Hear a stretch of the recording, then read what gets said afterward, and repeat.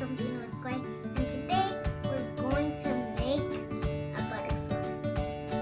So the colors you need are some red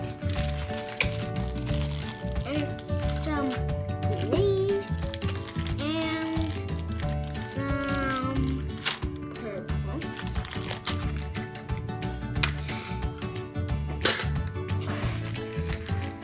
And now you have to spread your purple very spreaded.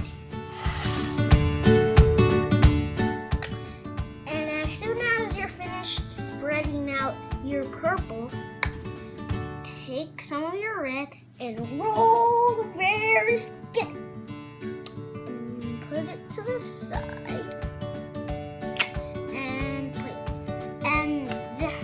and then you have to curve out your purple with a leg or something, and always get a adult.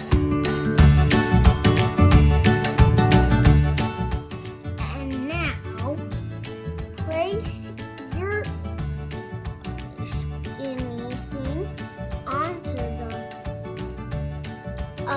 wings, and then if it's too long, you can just chip some off. After, you can decorate your butterfly any way you want. Please like and share and subscribe.